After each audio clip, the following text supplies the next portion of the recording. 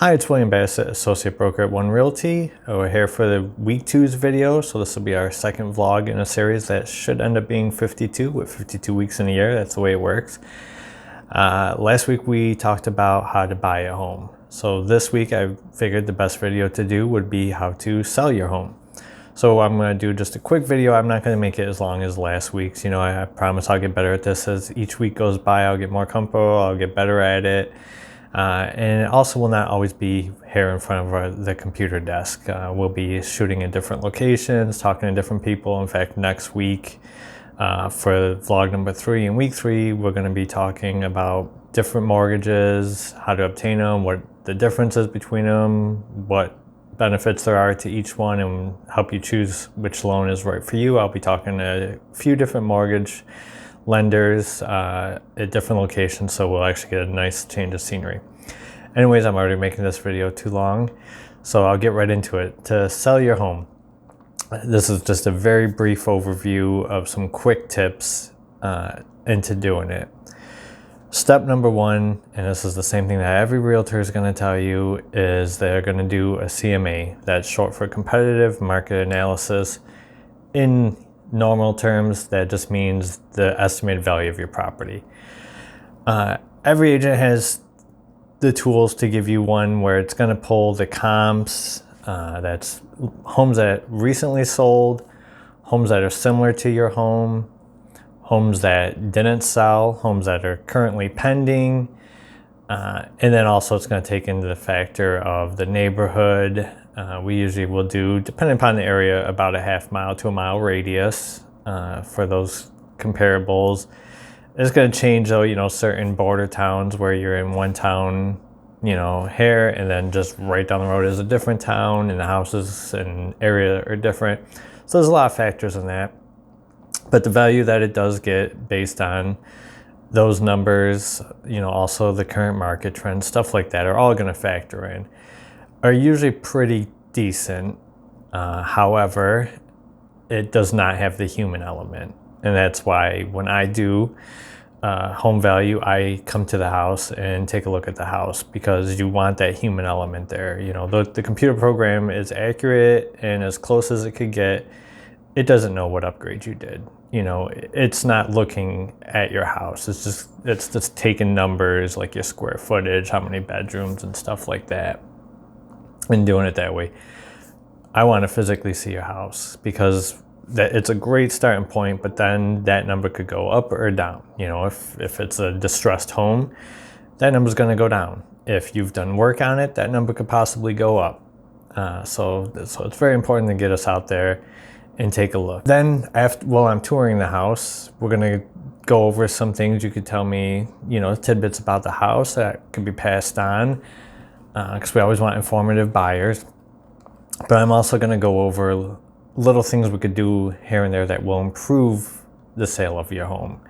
You know, I'm not typically gonna tell you, hey, invest thousands and thousands of dollars and remodel your kitchen. You know, of course that's gonna increase the value of your home.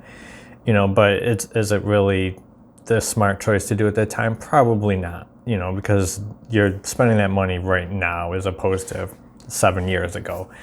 But if I see things like, you know, where a paint job is going to make a huge difference, you know, or just a smudge on a wall, something like that, you know, I'm going to tell you, you know, let's fix that. It's going to take a little bit of your time and a little bit of money, and it makes a huge difference. You know, it's all about perception. When someone walks into your house, it may be something cheap and easy, but to them, you know, they see that, and then it's kind of a snowball effect. They start thinking like, oh, if this is what's wrong, you know, then something else might be wrong.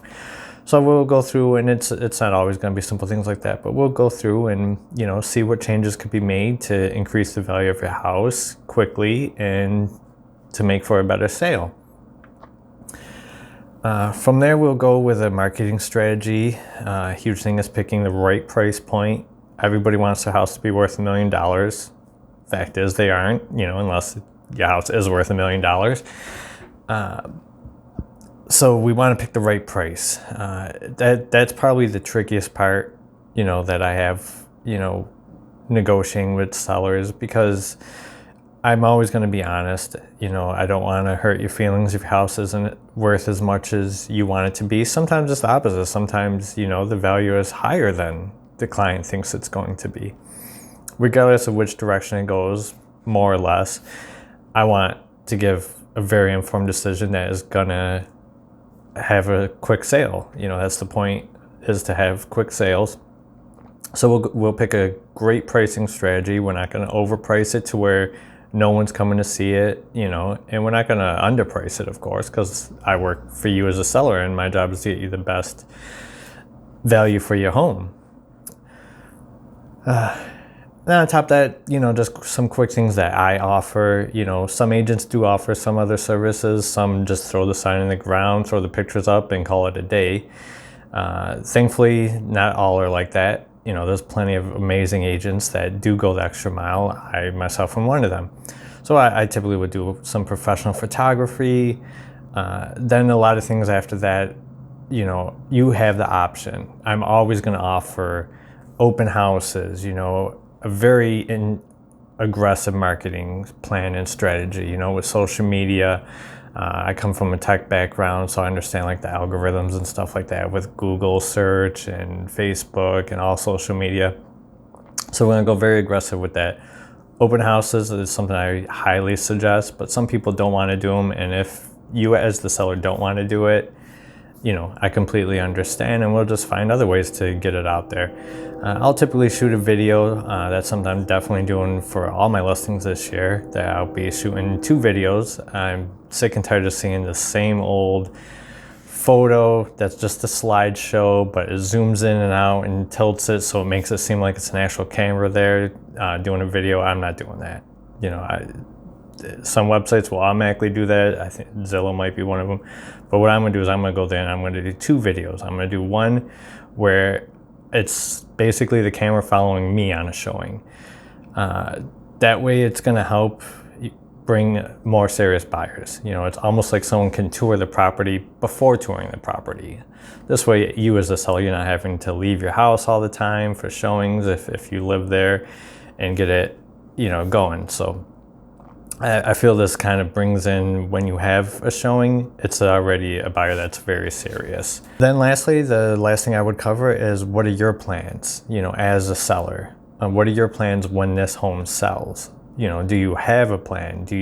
Are you buying a house? You know, is the sale of your home contingent on you finding a house, which that means is making sure you're not homeless once your house sells.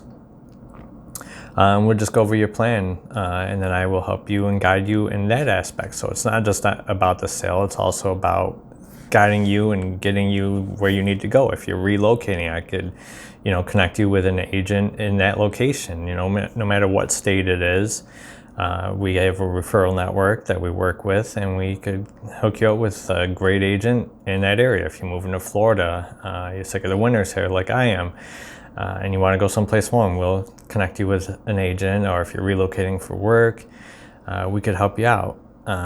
But that's about it. I tried to make this short. I know it already went way longer than I expected. They're gonna get a little bit smoother and hopefully shorter, and I'll get more comfortable on the camera, and we'll get them going. All right, but I'll see you next week, where I'll have some guests talking about different types of mortgages.